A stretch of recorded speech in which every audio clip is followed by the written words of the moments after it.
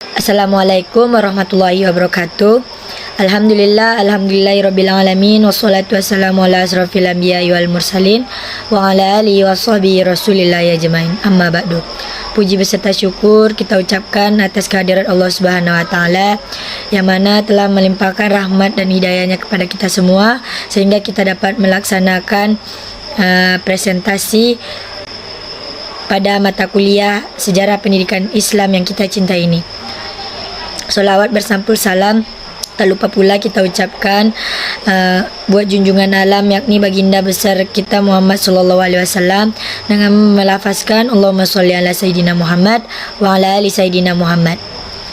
Baiklah, di sini kami akan menampilkan hasil presentasi dari kelompok kami, yaitu dari kelompok 6 yang berjudul Pendidikan Islam pada Masa Kerajaan Mughal. Sebelum kita memasuki diskusi pada kali ini, alangkah baiknya saya memperkenalkan anggota kelompok 6 terlebih dahulu. Baiklah, di sini saya Rahmawati Arani sebagai moderator sekaligus presentator keempat dan kelima, dan ada Rizka Amalia sebagai presentator 1 dan 2, dan ada Putri Nilamsari sebagai presentator 3 dan 4. Kepada presentator pertama, Rizka Amalia, dipersilakan dengan segala hormat. Assalamualaikum warahmatullahi wabarakatuh. Saya Rizka Amalia akan membacakan materi tentang sejarah terbentuknya dinasti Mughal.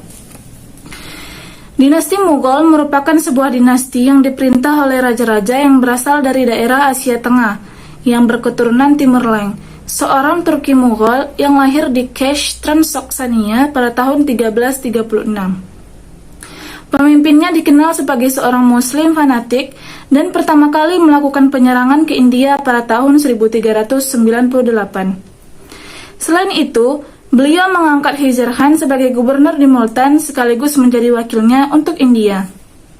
Timur Leng meninggal pada usia 70 tahun 1405 dan tahtanya telah diberikan kepada anaknya Shahrukh Mirza. India dapat ditaklukkan oleh Zahiruddin Muhammad Babur, salah satu keturunan Timur Leng pada tahun 1503. Selanjutnya yaitu perkembangan Islam pada dinasti Mughal. Yang pertama adalah jabatan Humayun, yaitu dari tahun 1530 sampai 1540 Masehi dan 1555 sampai 1556 Masehi. Babur mempunyai 4 orang putra, yakni Humayun, Kamran, Hindal, dan Aksari. Di antara 4 anaknya ini, hanya Humayun yang melanjutkan kekuasaan ayahnya. Beliau lahir pada Maret 1508 di Kabul. Yang kedua adalah Akbar Khan, yaitu menjabat dari tahun 1556 sampai 1605 Masehi. Kekuasaan Humayun telah dilanjutkan oleh putranya Akbar Khan, yang gelarnya sebagai Sultan Abdul Fath Jalaluddin Akbar Khan. Sewaktu naik tahta, beliau masih berumur 15 tahun dan memerintah India selama 50 tahun, dari tahun 1556 sampai 1605 Masehi.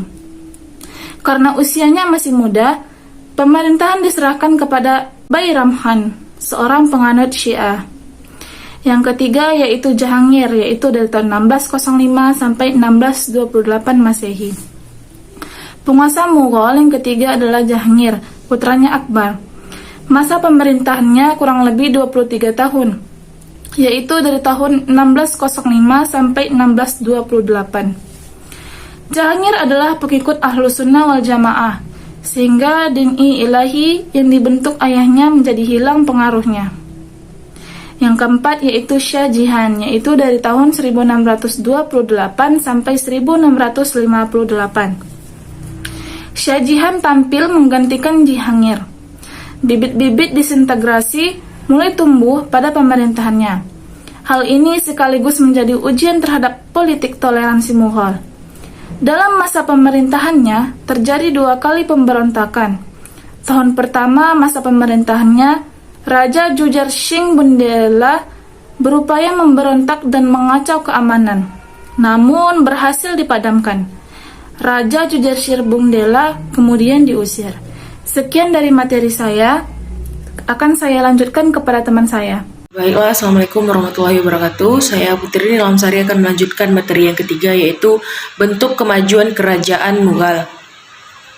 Yang pertama ada bidang politik dan militer. Sistem yang menonjol adalah politik sul-ekul atau toleransi universal. Sistem sangat tepat karena mayoritas masyarakat India adalah Hindu, sedangkan Mughal adalah sistem Islam. Selanjutnya ada bidang ekonomi. Kontribusi Mughal di bidang ekonomi adalah memajukan pertanian, terutama tanaman padi, kacang, tebu, rempah-rempah, tembakau, dan kapas. Selanjutnya ada bidang seni dan arsitektur. Hasil karya seni dan arsitektur Mughal sangat terkenal dan dapat dinikmati sampai sekarang. Yang keempat ada bidang agama. Pada masa Akbar Khan, perkembangan agama Islam di dinasti Mughal mencapai suatu fase yang menarik, di mana pada masa itu Akbar memproklamasikan sebuah cara baru dalam beragama, yaitu konsep dini ilahi. Selanjutnya, materi keempat yaitu pendidikan Islam pada dinasti Mughal. Pada masa dinasti Islam Mughal, pendidikan memperoleh perhatian yang cukup besar.